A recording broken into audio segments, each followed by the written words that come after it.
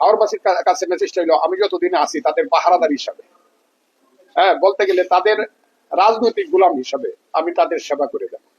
আমার 50,000 ভোট আরো বেশি হইতো, কম পক্ষে ইলেকশন ফেয়ার হইতো। এই কারণে আমার মনটা খুব, যে আপনারা বলতেছেন খুশি বেশি ভোট পাইছে, এটা বেশি ভোট না, বুঝছেন আপনার কথা। আমার 50,000 ভোট আমার কমায় দিছে, ধরে নেওয়া, জেলখানায় রাখা, এইটা আমি তো বলতে গেলে একটা নিষ্ঠুর বিরোধী দলের থেকে আমি ইলেকশনটা করছি। এটা তো আমার উপরে হওয়ার কথা ছিল, কেন হইলো আমি বুঝলাম না। এরপরে আছে অফুরন্ত টাকা, হ্যাঁ, যারা ফানিবাদ খাওয়ার যোগ্যতা যাদের নেই তারা কোটি কোটি টাকা খরচ করছে। আমি বললাম তো এদের ইতিহাস ফানিবার এর চেয়েও কম, যে সহলে ফানিবাদও খাইতে পারে না, কিন্তু এরা কোটি কোটি টাকা খরচ করে গেছে।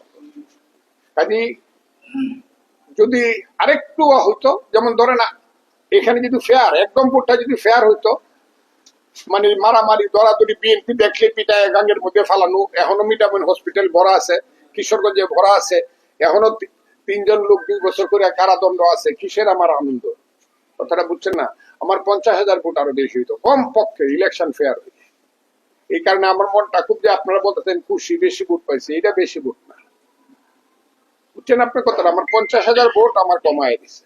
আমি মন্ত্রিত্ব কি পাবো না পাবো এটা তো তারেক রহমান সাহেবের ব্যাপার, এটা দলের ব্যাপার, আমার এই ব্যাপারে কোনো ধরনের কথা নাই। দল যদি মনে করে অবশ্যই হবে, না হলে হবে না, এটা নিয়ে আমার কোনো, আমার হলো জনগণের যে বাড়ি ম্যান্ডেটটা পাওয়ার কথা, এটা জনগণ আমার দিছে। কথাটা কি বুঝতে পারছেন? আমি 78 বছর বয়সে কোনোদিনই হসপিটালে এক রাত ঘুমাই নাই। হঠাৎ করে তারেক রহমান সাহেবের যে মহাসমাবেশ ছিল বৈঠকে 21 তারিখে, এটাতে যাওয়ার পথে অসুস্থ হয়ে গেছে। এরপরে এখন পর্যন্ত সুস্থ আছে আল্লাহর রহমতে, এবং এই সুস্থতাটা থাকবে, কারণ আমার হার্ট, লিভার টিভার যা আছে সব ক্লিয়ার।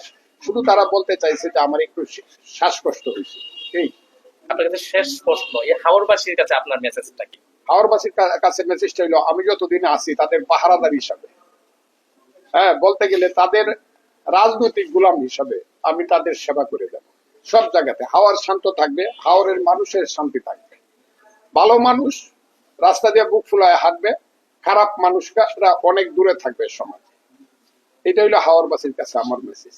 আর উন্নয়নের জন্য যদি আল্লাহ 5 বছর রাখে, আমি একটা অফুরন্ত চেষ্টা করে যাব, এ হলো কথা। ধন্যবাদ। Thank you.